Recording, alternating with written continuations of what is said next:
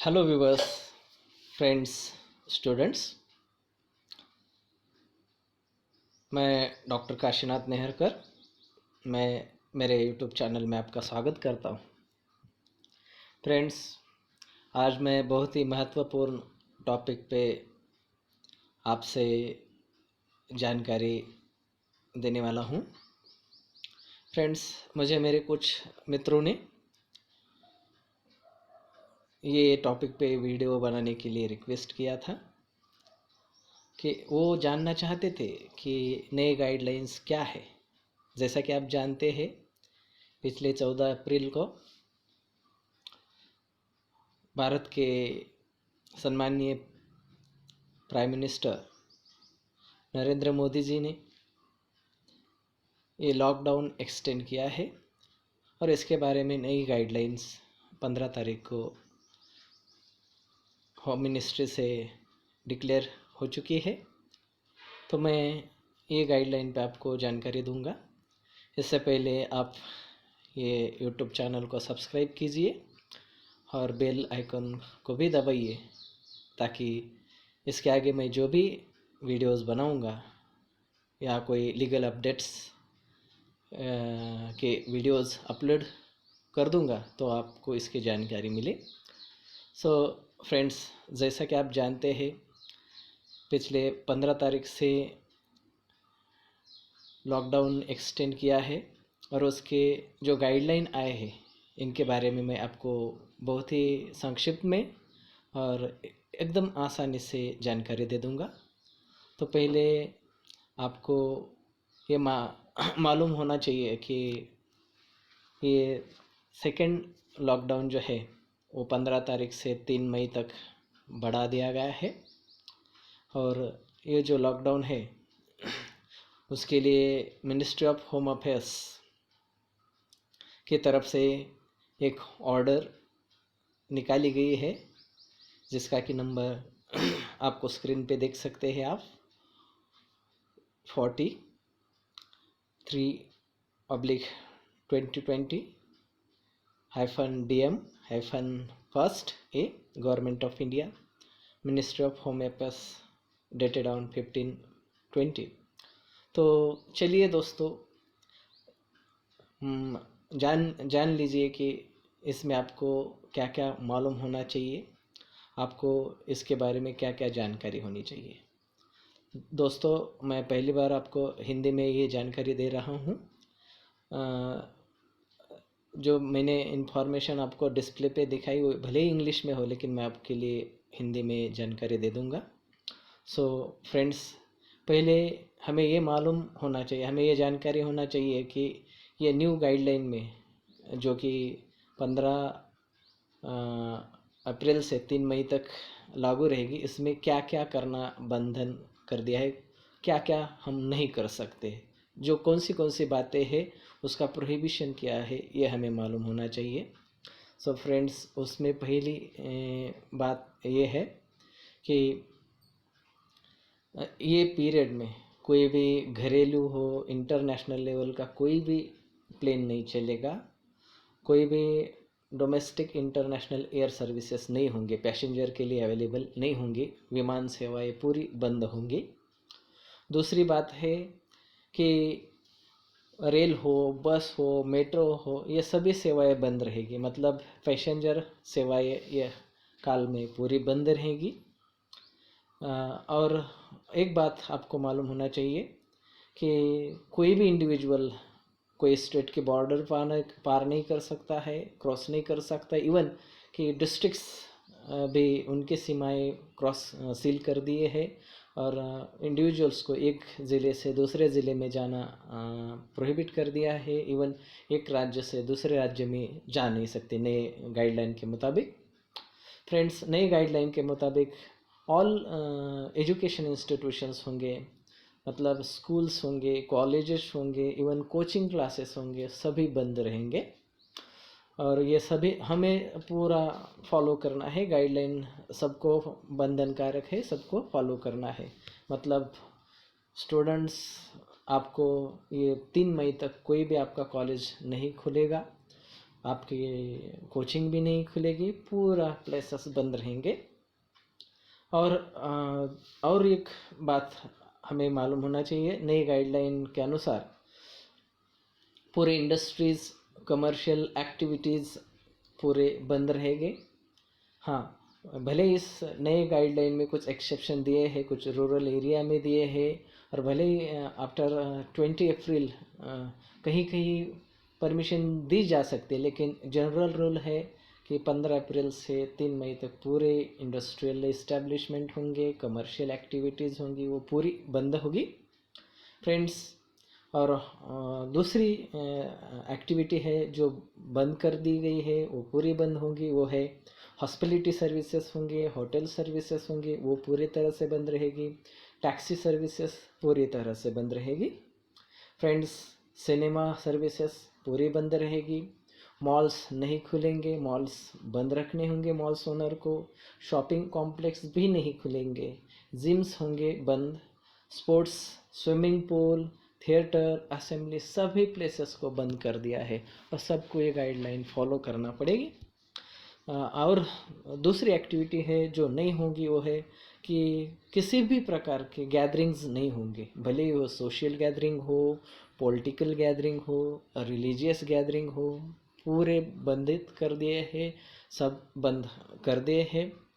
और कोई भी आपको जानकारी हो कि कोई भी रिलीजियस प्लेस नहीं खुलेगा, मॉस्क हो, मंदिर हो, चर्च हो, सभी लोगों के लिए बंद रहेंगे। जो भी गाइडलाइन दिए वो खाली पुजारी हो उनके लिए अवेलेबल होंगे वो प्लेसेस, और बाकी लोग नहीं जा सकेंगे मंदिरों में, जो भी है वो नहीं जा सकेंगे, मंदिर, मस्जिद, व्हाट्स एवर इट इज़। और आखिरी सबसे ज़रूरी बात आपको समझना चाहिए फ्रेंड्स कि फ्यूनरल्स जो भी है उसके लिए मैक्सिमम 20% अलाउड है, 20 से ज़्यादा लोग जमा नहीं हो सकते। और उसके लिए जो भी ज़िला मैजिस्ट्रेट जो भी गाइडलाइन इशू करेंगे उसके तहत फ्यूनरल्स कंप्लीट होंगे। उसके लिए सोशल डिस्टेंसिंग का भी रूल फॉलो करना है, और फ्यूनरल के लिए जो भी आवश्यक साधन सामग्री है उसके साथ ही आपको बाहर निकलना है। पर मैक्सिमम फ्यूनरल के लिए ज़्यादा से ज़्यादा 20 तक ही लोग जा सकते हैं, उससे आगे लोग जा नहीं सकते। सो फ्रेंड्स, ये जो कुछ बातें हो नए गाइडलाइन के अनुसार प्रोहिबिट कर दिए है, उन्हें बंद कर दिया है। आप ये गाइडलाइन फॉलो करना है, आप इसका वायलेशन नहीं कर सकते। अगर आप इसका वायलेशन करेंगे तो आपके खिलाफ कोई एक्शन ली जा सकती है, पनिशमेंट्स, पेनल्टीज हो सकती है। सो ये नई गाइडलाइन के हिसाब से ये पूरी चीज़ें बंद कर दी है। तो फिर अब हम ये जान लेते हैं कि कौन सी एक्टिविटीज़ है नई गाइडलाइन में जो कि सेकेंड लॉकडाउन में अलाउ कर दी है। और ये देखिए, ये जो एक्टिविटीज़ है अलाउ करने का मकसद ही पब्लिक का इंटरेस्ट है, इन द पब्लिक इंटरेस्ट ये अलाउ की है। तो इसमें देखिए कि पहली बात है पूरे health services, all health services, जिसमें कि हॉस्पिटल्स होते हैं, नर्सिंग होम्स होते हैं, लैब्स, मेडिसिन, फार्मास्यूटिकल एक्टिविटीज़, उनका मैन्युफैक्चरिंग हो, उनका डिस्ट्रीब्यूशन हो, इवन ये जो एक्टिविटीज़ है वो पूरे अलाउ कर दी है। लेकिन इसके लिए भी पूरे सावधानी बरतना ज़रूरी है। जो भी सावधानी की गाइडलाइन दी है वो सावधानी बरतने के बाद ही ये सर्विसेज चालू रहेंगी और आप ये अवेल कर सकते हैं। क्योंकि ये जो पैंडेमिक डिसीज़ है कोरोना, तो कोरोना को कॉम्बैट करने के लिए जो गाइडलाइन दी है फ्रेंड्स। दूसरी बातें जो अलाउ कर दिए, जो एक्टिविटीज़ अलाउ कर दिए है वो है पूरी एग्रीकल्चरल एंड हॉर्टिकल्चरल एक्टिविटीज़। जो भी खेत से संबंधित है, फार्मिंग से संबंधित है, क्योंकि आपको मालूम है फार्मिंग और द एग्रीकल्चरल एक्टिविटीज़ ये जो है अपनी इकोनॉमी का बेस है।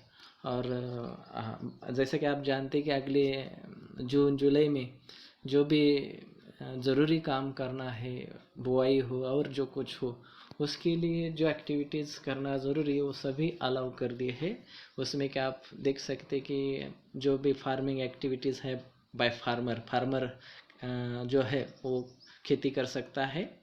उसके बारे में जो भी रिलेटेड एजेंसीज है वो भी चालू रहेंगे, जो कि फार्मिंग के लिए आवश्यक है। इसमें आप देख सकते हैं कि कोई भी एजेंसीज हो जो एग्रीकल्चरल प्रोडक्ट्स के बारे में संबंधित हो। मंडीज़ भी चालू रहेंगी, मंडीज़, लेकिन ये मंडीज़ वही चालू रहेंगी जो कि गवर्नमेंट ने अलाउ कर दी है, गवर्नमेंट के हिसाब से चलेगी, और फार्मर के जो फार्मर से अपना एग्रीकल्चरल प्रोडक्ट्स परचेस कर सकेंगे। और फार्मिंग के बारे में, खेती के बारे में मशीनरी शॉप्स भी चालू रहेंगे दोस्तों। उसके मैन्युफैक्चरिंग चालू रहेगा, distribution of sale, seeds, fertilizers, ये सभी बातें चालू रहेंगी, जिसके की वजह से फार्मिंग करना आसान हो जाए फ्रेंड्स। उसके बाद फिशरीज़ एक्टिविटीज़ भी अलाउ कर दिए हैं नए गाइडलाइन में, जो कि फिशरी के से संबंधित जो भी एक्टिविटी, नेसेसरी एक्टिविटी है वो आप कर सकेंगे।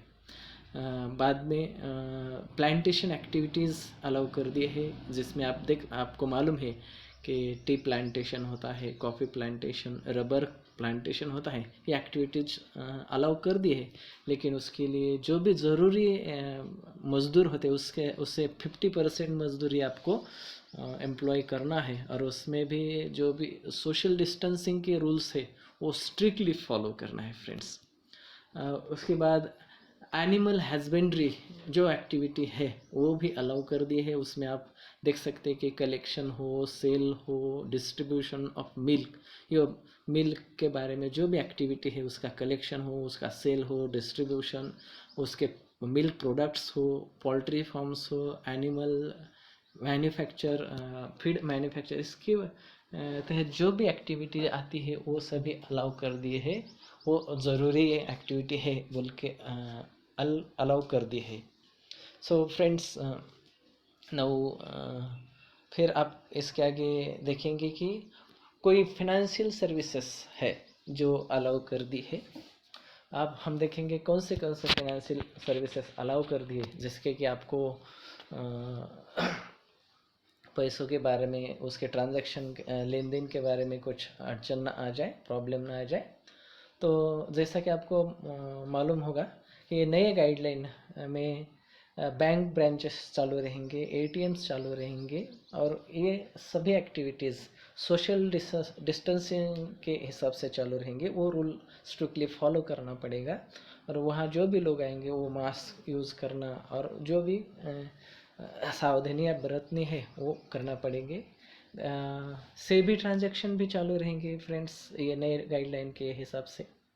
इंश्योरेंस कंपनीज काम करेंगी, इंश्योरेंस कंपनीज के जो भी एक्टिविटीज़ हैं वो चालू रहेंगी वो नए गाइडलाइन में। फ्रेंड्स, ये नई गाइडलाइन में जैसा कि हमने अभी तक देखा है, कुछ प्लेसेस बंद कर दिए, कुछ एक्टिविटीज़ बंद कर दिए, कुछ अलाउ कर दिए, और वैसे ही ये कुछ सोशल सेक्टर्स को उनका ऑपरेशन अलाउ कर दिया है, उनका काम करना अलाउ कर दिया है नए गाइडलाइन में। तो हम जान लेते हैं कौन से सोशल ऑपरेशंस है। उसमें देखिए, पहला है operation of homes for childrens, जो कि बच्चे होते, अनाथ बच्चे होते, और जो भी कुछ होते हैं बच्चे, उनके लिए जो होम चलते हैं, उनके रहने के लिए जहाँ भी व्यवस्था कर दी है, वैसे होम, चैरिटेबल ट्रस्ट हो, कोई भी हो, उनके जो होम्स है वो अलाउ कर दिए, उनका फंक्शनिंग अलाउ कर दिया है। बच्चों के लिए हो, डिसेबल्ड लोगों के लिए हो, विकलांग लोगों के लिए हो, विधवा हो, महिलाएं हो, जो विकलांग है अथवा अन्यथा अथवा सीनियर सिटीजन हो, उनके लिए जो जहाँ भी ये रहने की सुविधा कर दी है सोशल इंस्टीट्यूशंस ने, चैरिटेबल इंस्टीट्यूशन ने, वो सभी वो ऑर्गेनाइजेशन चालू रहेंगे दोस्तों। दूसरी बात, सोशल सेक्टर ये भी चालू रहेगा जहाँ के ज्वेनल ऑपरेशन होम्स चलते हैं कोई ऑर्गेनाइजेशन के तरफ से, वो चालू रहेंगे। फिर ये ज़्यादा ज़रूरी बात है कि disbursement of social security of pension, जो भी लोगों के लिए पेंशन स्कीम चालू कर दी है, उसके तहत लोगों को पैसे मिलते हैं, मंथली पैसे मिलते हैं, वो सभी चालू रहेंगे उनका।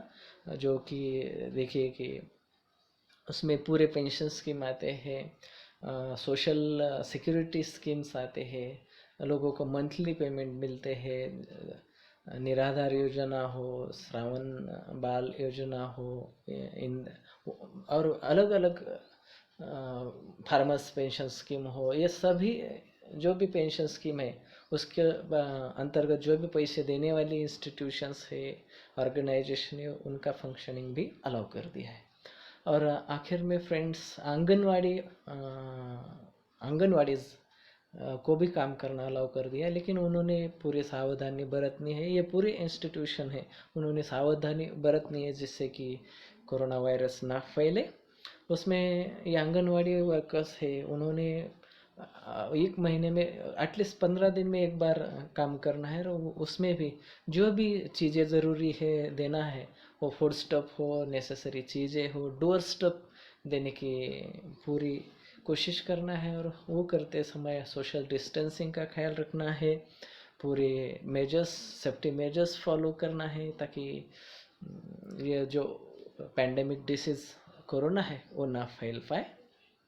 फ्रेंड्स, बाद में हमें देखना है कि और कुछ चीज़ें करना ज़रूरी है, कुछ ये करना अपेक्षित है ये नए गाइडलाइन के लिए। उसमें online learning and distance education ये जो है वो इनकरेज किया है। लोगों से अपेक्षित है कि वो ऑनलाइन टीचिंग करे, ऑनलाइन लर्निंग करे, ये होना चाहिए, क्योंकि हमें मालूम है स्कूल्स, कॉलेजेस एक्सेट्रा वो तो बंद कर दी है। बाद में और ज़रूरी चीज़ ये इसमें अलाउ कर दी है ये नए गाइडलाइन में, वो है मनरेगा काम, ये वो चालू रहेगा, लेकिन वो मनरेगा काम भी सोशल डिस्टेंसिंग फॉलो करके ही चलेगा। और ज़्यादातर इरिगेशन हो और उससे संबंधित ही प्रोजेक्ट है, उसके काम को ज़्यादा प्रेफरेंस देना चाहिए, ये गाइडलाइन दिए हैं। बाद में कुछ पब्लिक यूटिलिटी सर्विसेज चालू रहेंगी, जिसमें कि गैस इंडस्ट्रीज हो, एलपीजी हो, petrol services, diesel services, generation and distribution of electricity services, postal services, ये पूरी सेवाएं चालू रहेगी, जो कि आपको डरने की ज़रूरी नहीं है। पूरी पब्लिक यूटिलिटी सर्विसेज चालू रहेगी, लेकिन वहाँ पर भी आपको सावधानी बरतनी है, आपकी वजह से किसी को तकलीफ़ ना हो, आपकी वजह से ये कोरोना वायरस है वो ना फैल पाए, और आपको भी किसी से ना कांटेक्ट हो जाए, ये आपको सावधानी बरतनी है। और जो भी लोकल बॉडीज़ की तरफ से वाटर फैसिलिटीज़ है, सैनिटेशन फैसिलिटीज़ है, वेस्ट मैनेजमेंट फैसिलिटीज़ है, ये जो एक्टिविटीज़ है वो भी चालू रहेगी, जिससे कि लोगों को तकलीफ़ ना हो। ये मिलने में पानी ज़रूरी चीज़ है, सैनिटेशन है, वेस्ट मैनेजमेंट, ये सभी इसेंशियल चीज़ें हैं, और ये आपको मिलती रहेगी, एक्टिविटीज़ चलती रहेगी। फ्रेंड्स, एक ज़रूरी बात ये नई गाइडलाइन में अलाउ कर दी है, वो है movement of goods by rail, transport etcetera, ये अलाउ कर दिया है। मतलब एक स्टेट से दूसरे स्टेट में, इवन एक ज़िले से दूसरे ज़िले में जो ज़रूरी चीज़ें हैं वो गाइडलाइन के तहत अलाउ कर दी, एक जगह से दूसरी जगह ले जाने में कोई भी तकलीफ ना हो। और इसके बारे में कंसर्न अथॉरिटीज़ को पूरे गाइडलाइंस दिए गए हैं। मतलब इसके भी डरने की ज़रूरत नहीं है कि पूरी चीज़ें ख़त्म हो जाएगी, ऐसा कुछ नहीं है। आपका पूरा सहयोग मिलना चाहिए, इसके लिए तो ये नई गाइडलाइन आए हैं। फ्रेंड्स, दूसरी बात और इम्पोर्टेंट बात जो नई गाइडलाइन में बताई है कि जो भी इसेंशियल चीज़ें हैं वो आपको मिलती रहेगी। जो आपके जीवन से संबंधित रोज़ाना ज़िंदगी के बारे में जो भी संबंधित चीज़ें हैं वो आपको मिलते रहेंगी। ये जो है वो सप्लाई ऑफ इसेंशियल गुड्स जो आपको मिलता रहेगा, जिसमें कि किराना चेन होगा, जो भी प्रोड्यूसर से डिस्ट्रीब्यूटर से रिटेलर, रिटेलर से किराना शॉप तक, ये आपको तरफ आता रहेगा। जो भी आपको इसके निर्देश दिए गए उसके हिसाब से आप ये सेवाएं ले सकते हैं, परचेस कर सकते हैं।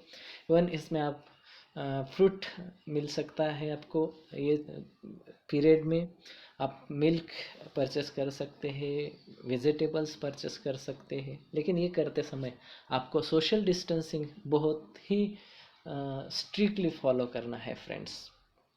बाद में इंडस्ट्रियल एक्टिविटीज़ अलाउ कर दी है रूरल एरिया में with certain exceptions the industries are allowed there. Friends, अभी हमने ये जो देखा है, अब इसके बाद मैं सबसे ज़रूरी चीज़ आपको बताने वाला हूँ। ये जो है movement of private person is allowed in following cases. एक तो पहली एक आसान चीज़ आपको मालूम होना चाहिए कि आपको ये पीरियड में घर के अंदर ही रहना है, क्योंकि कोरोना वायरस को हम तभी स्टॉप कर सकते, तभी उसका स्प्रेडिंग प्रिवेंट कर सकते कि हम अगर घर में रहेंगे। लेकिन और दूसरी बात है, पूरे व्हीकल्स बंद कर दिए हैं, ट्रांसपोर्टेशन बंद कर दिया है, पैसेंजर व्हीकल बंद कर दिए हैं, और इस हालत में लोगों का भी आना जाना बंद कर दिया। लेकिन ये जो कुछ हालात है उसमें प्राइवेट पर्सन को एक जगह से दूसरी जगह जाना अलाउ कर दिया है, उसका मूवमेंट अलाउ कर दिया, लेकिन उसके लिए उसने वो सर्कमस्टांसेस में ही होना ज़रूरी है। उसको ये बताना पड़ेगा कि ये क्यों ज़रूरी है, उसका एक जगह से दूसरी जगह जाना क्यों ज़रूरी है, ये बताना पड़ेगा फ्रेंड्स। तो पहली है कि private vehicle for medical emergency, veterinary care and for procurement of commodity, ये तीन ही चीज़ें हैं जिसके लिए कि आप एक जगह से दूसरी जगह जा सकते हैं। वो है मेडिकल इमरजेंसी के लिए आप एक जगह, क्योंकि जो भी बीमारी है उसका इलाज अगर आपके शहर में नहीं होता होगा, दूसरे शहर में जाना ज़रूरी होगा, तो आप जा सकते हैं, उसके लिए आप व्हीकल भी यूज़ कर सकते हैं। दूसरी बात है वेटरनरी केयर, ये जो एनिमल्स के जो भी पालतू एनिमल है उनके बारे में है, उसके हिसाब से आपको उसके केयर संबंधी आपको जाना पड़ेगा, वो भी जा सकते हैं। और तीसरी बात है, अगर आपको कमोडिटीज़ कुछ परचेस करना है, लेना है, देना है, और आपके यहाँ वो नहीं मिल रहे हैं, तो उसके हिसाब से आप मूवमेंट कर सकते हैं। और उसके लिए क्या प्रावधान है तो आपको मालूम होना चाहिए। अगर आप आपके प्राइवेट कार से जा रहे हैं, आपके प्राइवेट फोर व्हीलर से जा रहे हैं, तो उसमें खाली 2 ही लोग जा सकते हैं। एक तो ड्राइवर हो, वो सामने वाले सीट पर बैठे, और दूसरा उसके साथ जो जाने वाला पर्सन है वो पिछली सीट पे बैठेगा, और वो दोनों ही पूरे मास्क लगा कर बैठेंगे और पूरी सावधानी बरतते हुए जा सकते। ये है फोर व्हीलर के बारे में दोस्तों। अगर मोटरसाइकिल यूज़ कर रहे हैं आप इसके लिए, तो आप खाली अकेले ही एक मोटरसाइकिल पे एक ही आदमी जा सकता है, एक ही इंसान जा सकता है। तो ये ज़रूरी इम्पोर्टेंट प्रावधान किया है नए रूल्स में दोस्तों। बाद में आपको सबसे ज़रूरी बात ये मालूम होना चाहिए कि ये गाइडलाइंस में पब्लिक सर्वेंट जो भी है, ऑफिसर्स है, ज़िला मैजिस्ट्रेट हो, तहसीलदार हो, पुलिस ऑफिसर्स हो, जो भी है, ये सभी ऑफिसर्स को ये गाइडलाइन इम्प्लीमेंट करने की जिम्मेवारी दी गई है। और इसके तहत वो कुछ भी जो भी डायरेक्शन देंगे, वो सभी डायरेक्शन सभी लोगों को फॉलो करना पड़ेंगे। तो अगर ये डायरेक्शन के तहत कोई एक आधा व्यक्ति जो 15 फरवरी के बाद में इंडिया में आया हो या कोई प्लेस में आया हो, और जो भी डेट तय की जाएगी, वो डेट के बाद में जो भी आएंगे, अगर उन्हें होम क्वारंटाइन के लिए आदेशित किया है, तो उनको स्ट्रिक्टली होम क्वारंटाइन में रहना पड़ेगा। नहीं तो ये गाइडलाइन का वायलेशन समझ जाएगा, और उसके तहत उसके खिलाफ कोई एक्शन भी ली जा सकती है।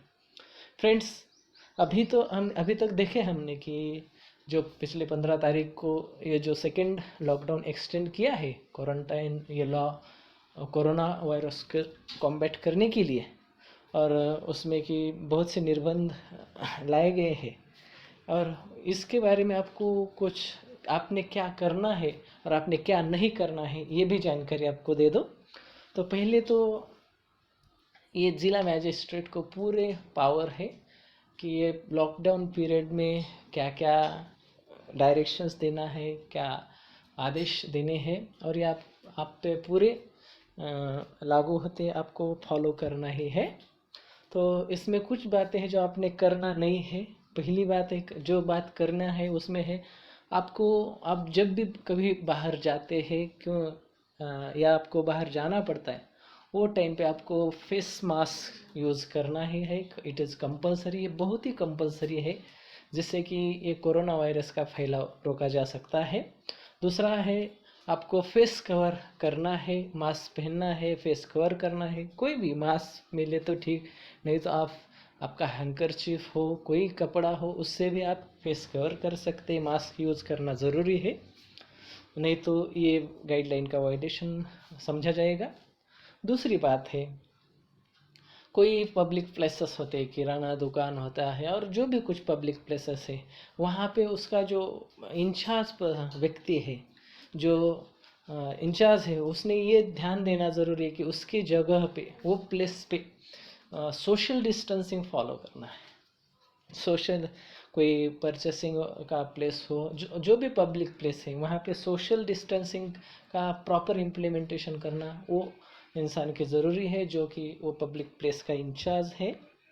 देन फ्रेंड्स, वो कहीं भी जगह पे आपने 5 या 5 से ज़्यादा लोगों का एक जगह पे जमा होना प्रतिबंधित कर दिया है।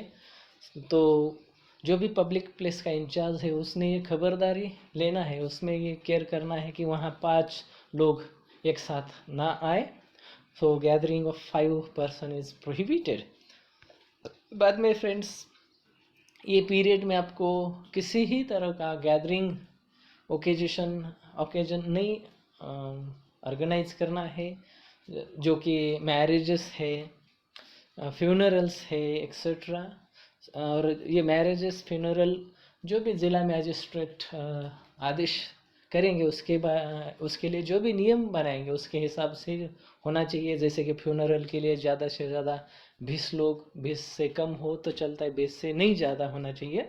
और मैरिजेस हो सके तो पोस्टपोन करना चाहिए, नहीं तो फिर बहुत ही कम लोगों के साथ आपको करना पड़ेगा। और इसके बारे में जो भी ज़िला मैजिस्ट्रेट जो भी आदेश दे देंगे, नियम बनाएंगे, रूल्स बनाएंगे, उसके हिसाब से ही ये हो जाएगा। ये बहुत ही ज़रूरी बात है। और एक इम्पॉर्टेंट बात मैं आपको बताना चाहूँगा कि ये पीरियड में पब्लिक प्लेस में स्पीटिंग करना, थूकना मना है। और अगर आप थूकते हुए पकड़े गए तो आपको ज़रूरी फाइन देना पड़ेगा, आपके खिलाफ एक्शन भी लिया जा सकता है।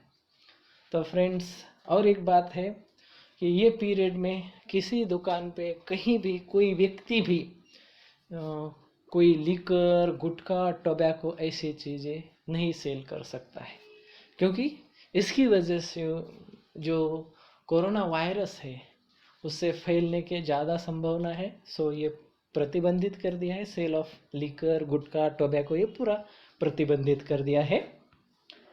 सो फ्रेंड्स, हम अब देखेंगे कि ये जो गाइडलाइंस दिए हैं, ये गाइडलाइंस कोरोना वायरस को ख़त्म करने के लिए, उसके खिलाफ लड़ने के लिए बनाए गए हैं। ये गाइडलाइंस सभी लोगों को लागू होते हैं, सबको ये फॉलो करना है। अगर कोई ये गाइडलाइन फॉलो नहीं करता है तो वो ऑफेंस समझा जाएगा और उसके लिए पनिशमेंट भी प्रोवाइड कर दी है। तो देखेंगे कि अगर कोई इंसान, कोई व्यक्ति और कोई भी हो, ये गाइडलाइन फॉलो नहीं करता है, ये गाइडलाइन तोड़ता है, तो उसके लिए 2 एक्ट के तहत पनिशमेंट दी गई है। पहला जो है कि डिजास्टर मैनेजमेंट एक्ट 2005 है, उसके तहत आपके खिलाफ एक्शन ली जा सकती है, आपको पनिशमेंट दी जा सकती है। और दूसरा जो एक्ट है वो इंडियन पिनल कोड 1860, उसके तहत भी आपके खिलाफ एक्शन ली जा सकती है। तो देखेंगे कि दोनों इसमें क्या क्या पनिशमेंट है। पहले देखेंगे पनिशमेंट, डिजास्टर मैनेजमेंट एक्ट 2005 का जो एक्ट है उसमें क्या पनिशमेंट दी जा सकती है।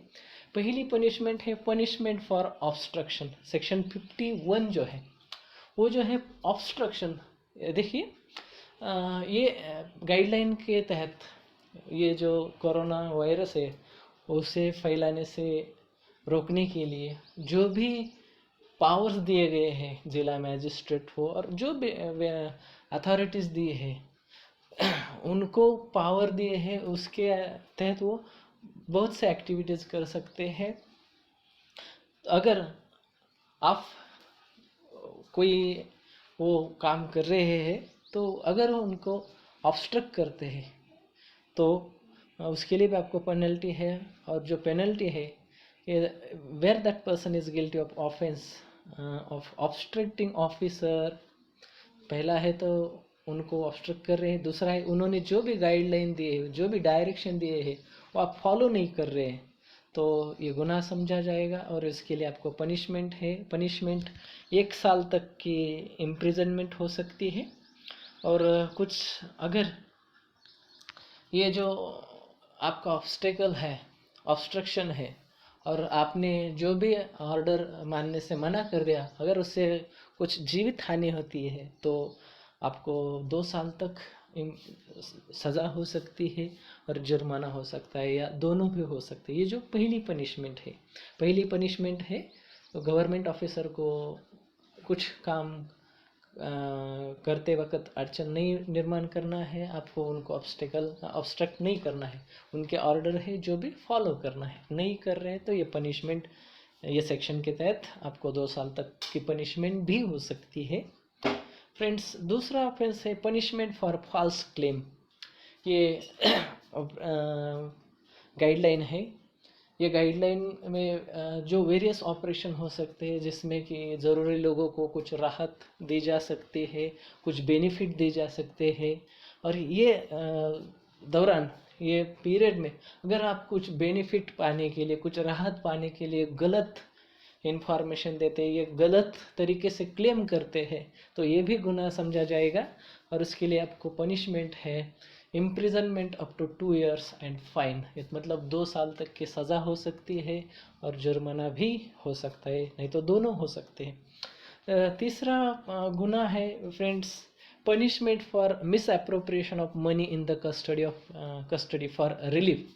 ये ज़्यादातर वो ऑफिसर हो सकते हैं, जो अधिकारी हो सकते हैं, नहीं तो कोई भी जो व्यक्ति है जिसके के कस्टडी में ये मनी दिया है, जो डिज़ास्टर मैनेजमेंट के एक्ट के तहत जो भी कुछ ऑपरेशंस हो गए, राहत ऑपरेशन हो गए, ट्रीटमेंट, जो भी कुछ ऑपरेशन हो गए, उसके लिए जो पैसा है वो किसी ऑफिसर के कस्टडी में हो, या कोई भी व्यक्ति जिसको कि अलाउ कर दिया गवर्नमेंट ने to use that money for that operation, तो अगर उसका कोई मिस एप्रोप्रिएशन किया है, उसका गलत यूज़ कर दिया है, कुछ पर्सनल बेनिफिट लेने की कोशिश की है, तो वो भी गुनाह समझा जाएगा और उसके लिए पनिशमेंट है 2 साल तक की सज़ा हो सकती है या जुर्माना हो सकता है, फाइन भी हो सकता है।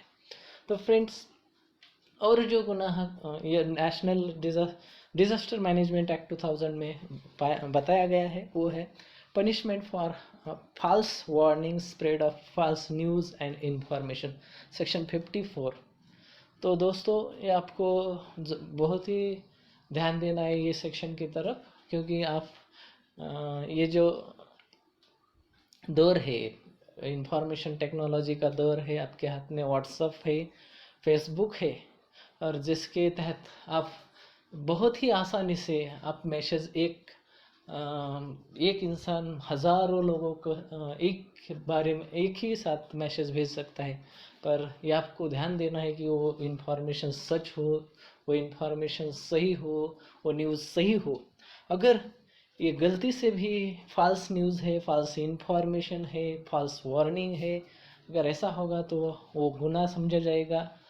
तो व्हाट्सएप यूज़ करते समय, फेसबुक यूज़ करते समय बहुत ही सावधानी बरतनी चाहिए। जैसे, और बिल्कुल ही आप जो फेक पोस्ट है वो उसे फॉरवर्ड मत कीजिए, नहीं तो आपके खिलाफ एक्शन ली जा सकती है, आपको पनिशमेंट हो सकती है, और ये पनिशमेंट है 1 साल तक की सज़ा और फाइन। सो फ्रेंड्स, ये तो है offences and penalties the disaster management act 2005 के तहत। अभी हम देखते हैं कि जो ऑफेंसेस एंड पेनल्टीज आईपीसी में क्या बताया है। आईपीसी बहुत ही पुराना दंड नियम है, अधिनियम जो 1860 में बनाया गया है। तो उसमें भी एक महत्वपूर्ण सेक्शन है, सेक्शन 188। गलती से यहाँ पे 51 लिखा है, सेक्शन 188। तो यहाँ पे देखिए, कोई व्यक्ति जो ऑफेंस करता है ये सेक्शन 188 में जो भी ऑफेंस बताया है, अगर वो ऑफेंस कमिट करता है तो उसके लिए पनिशमेंट है 1 मंथ की सज़ा और 2 साल का 200 रुपये का जुर्माना। लेकिन पनिशमेंट ये ऑफेंसेस क्या है, 188 में जो ऑफेंसेस दिए हैं वो नोइंगली डिसओबीडियंस ऑफ ऑर्डर्स। आपको मालूम है, जिला अधिकारी हो, तहसीलदार हो, पुलिस ऑफिसर्स हो, जो भी अधिकारी, जो भी ऑफिसर्स है, उन्हें ये डिज़ास्टर मैनेजमेंट एक्ट 2005 के तहत अधिकार दिए है, जो कुछ करने की उन्हें जिम्मेदारी दी है, उसके बारे में वो आपको निर्देश दे सकते हैं। तो उसके बारे में अगर आप उन्हें ऑब्स्ट्रक्ट करते हैं कुछ काम करते हुए, वो भी इंटरफेरेंस विद देयर वर्क, वो भी गुनाह समझा जाएगा। उन्होंने जो भी आदेश दिए हैं उन्हें अगर आप फॉलो नहीं कर रहे, उन्होंने जो भी ऑर्डर दिए हैं उन्हें रिफ्यूज़ कर रहे होंगे, तो उसके लिए भी आपके खिलाफ एक्शन ली जा सकती है। और वो है, अगर कोई ऐसा आपका कृत्य हो जिससे कि उसके ऑफिसर के जान को खतरा हो सकता है, उसके आरोग्य को खतरा हो सकता है, तो ये भी एक गुनाह समझा जाएगा और इसके लिए आपके खिलाफ एक्शन ली जाएगी। आपको पनिशमेंट होगा, 1 महीने की सज़ा होगी और 200 रुपये का फाइन होगा। फ्रेंड्स, बट ये जो ऑब्स्ट्रक्शन है, डिसओबीडियंस ऑफ ऑर्डर है, जो भी आपने नोइंगली किया, जानबूझकर किया है, ये जो किया है, अगर उससे कोई जीवित हानि होती है, क्यों, या तो जीवित हानि होने की संभावना होती है, तो ये हालत में ये जो पनिशमेंट बढ़ा दी गई है, और ये पनिशमेंट है इम्प्रिजनमेंट अप टू 6 मंथ और फाइन अप टू ₹1000 और विद बोथ। सो फ्रेंड्स, ये जो है, ये इंफॉर्मेशन है, गाइडलाइन है, जो नए गाइडलाइन 15 अप्रैल 2020 को आए हैं, उसके बारे में मैंने बहुत ही संक्षिप्त रूप से आपको जानकारी देने की कोशिश की है। इसके बारे में अगर आपको कुछ प्रॉब्लम हो, कुछ क्वेश्चन हो, तो आप मुझे नीचे कमेंट्स में भेज सकते हैं या कॉल कर सकते हैं, मैं आपको मदद करूँगा। So friends, thank you for listening.